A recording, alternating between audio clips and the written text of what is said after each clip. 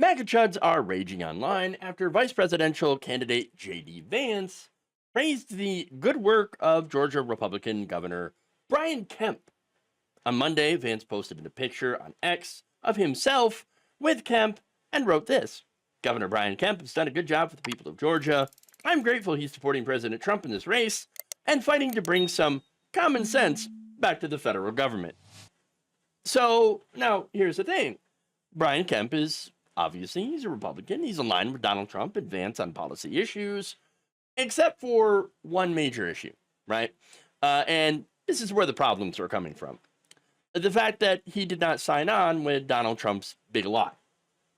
And actually disputed, along with the Secretary of State, Brad Raffensperger, another Republican, that there was mass voter fraud in Georgia. He wouldn't sign on with that. Okay, so that in effect made it so that Donald Trump was not able to steal the state.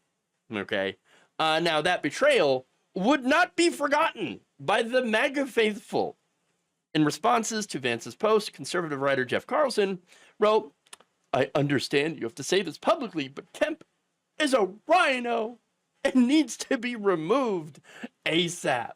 Can you tell me any policy position that would not put him firmly in the conservative camp?" No? I mean, other than, of course, him not signing on to Trump's patently false statements about the election. Another wrote, "Sorry, J.D. Vance.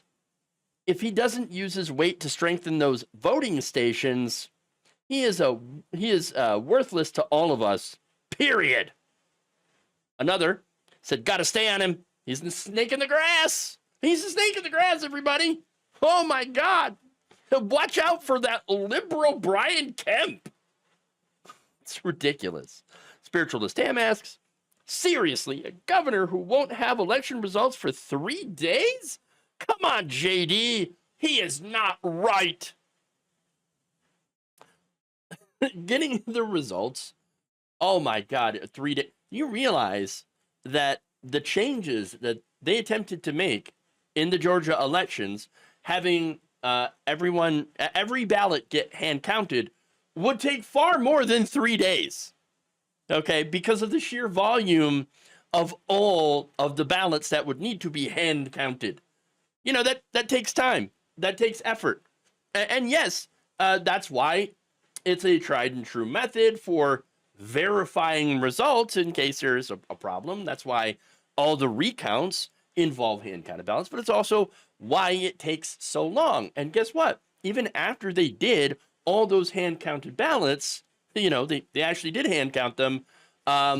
It turns out that the results were almost an exact match to those posted by the Dominion machines. Yes, the voting machines. That's why the voting machines were secure. That's why you can say, without a shadow of a doubt, there was no mass voter fraud. Okay, they did a hand recount. But anyway, moving on. Travis Nielsen writes, "He's a traitor." But we know you have to say nice things right now.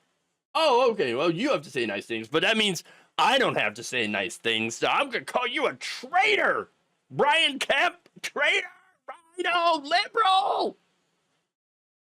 They're unhinged. According to conservative Sonny Jones, Kemp is actually part of a conspiracy. Oh, big shocker, to help Vice President Kamala Harris win the election. Wow. He said, they're saying 25% of their voters are overseas and we won't get the results for days after? Doesn't that sound familiar? He's trying to get Harris elected. No, you're trying to disenfranchise Americans who are overseas and can cast a ballot. Yes, you can live in another country as an American citizen and still vote in our elections. You also have to pay taxes too when you live overseas. And by the way, some of those people who are overseas are not just expats, right? No, they're military members who are stationed on bases overseas. You want to disenfranchise members of the military? What are you, some sort of anti-American communist or something? What is wrong with you? Okay, what is wrong? Are you a pink-haired communist? Un-American? Mr. What is it? Sonny Jones? Communist. I don't know. They're unhinged. Like I said, Jason on Blast writes, I can't find much positive to say about him or his Secretary of State either. And that was, of course, Brad Raffensperger, who refused to find Donald Trump a number of votes, just enough for him to win the state of Georgia in 2020. And then Tennessee Tom writes, man, I hope you know something I don't, because I'm not getting a good vibe from Kemp this time around, just like last time. It's vibes, man. The vibes are off. Again, what Kemp did, by the way, was refuse to call a special legislative session to help Donald Trump in his quest to overturn the 2020 presidential election results in the state of Georgia. So, again, Kemp already knew. He's like, no, that's not going to work because it's already been certified, verified. There's no voter fraud here, okay?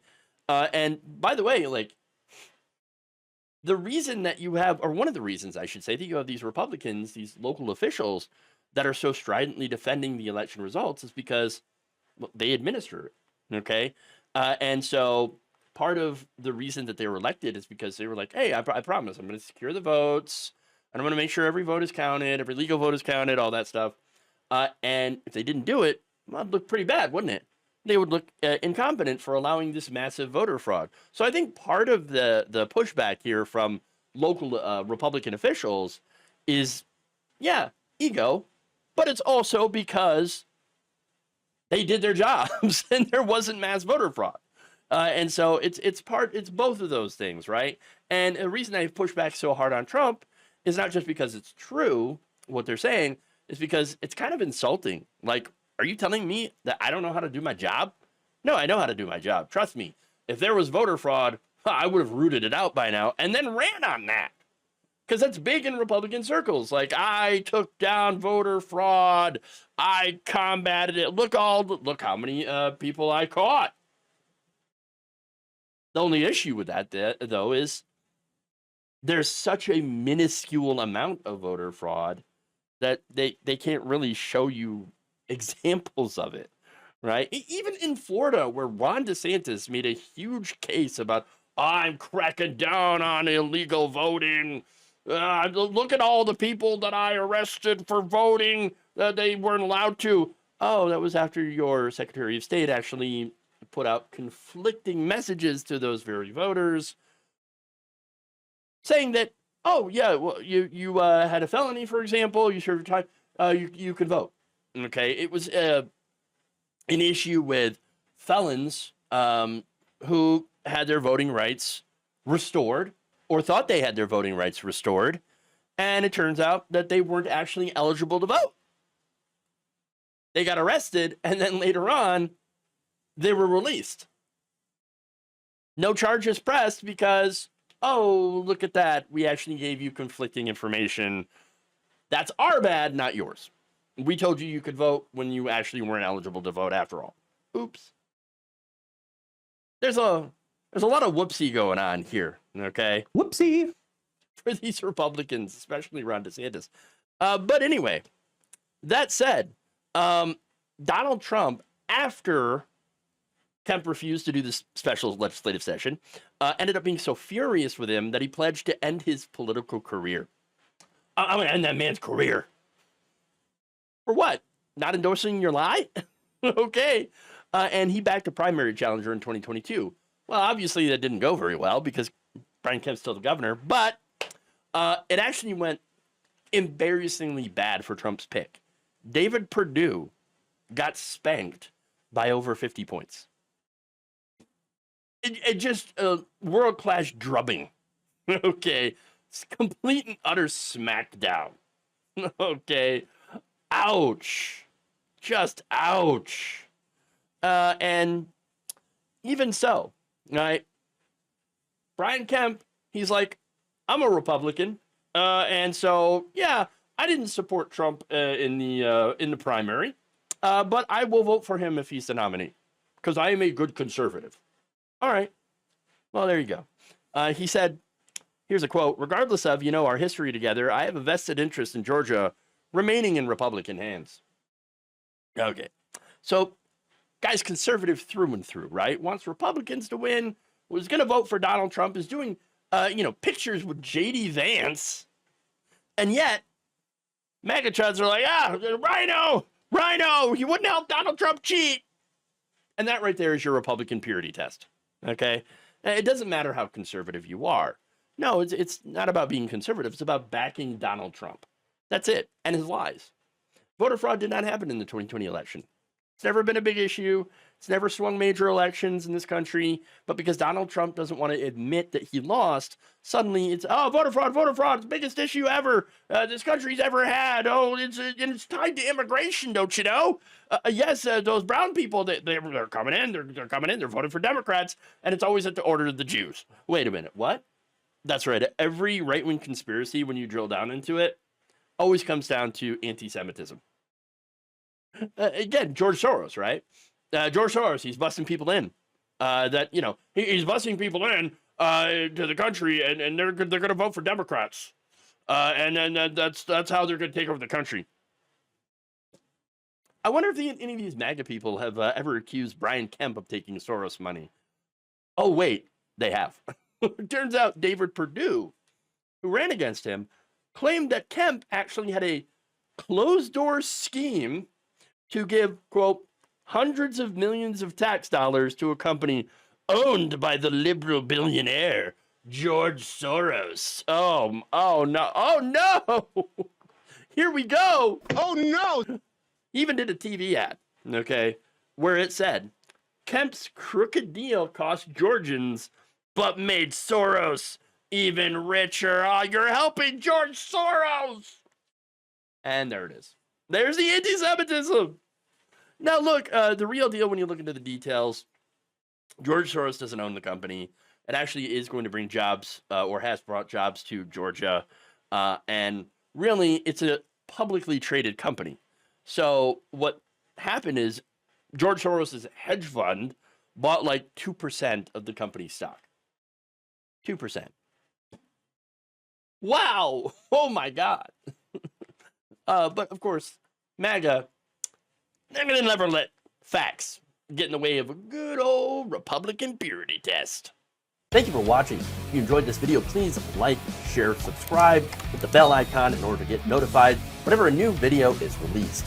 And if you want to support independent, progressive media through this difficult time where it seems like everybody is shutting down, you can become a member on our YouTube page, you can become a subscriber on Facebook, or you can go to my Patreon. It's patreon.com/Jeff Waldorf. Thank you.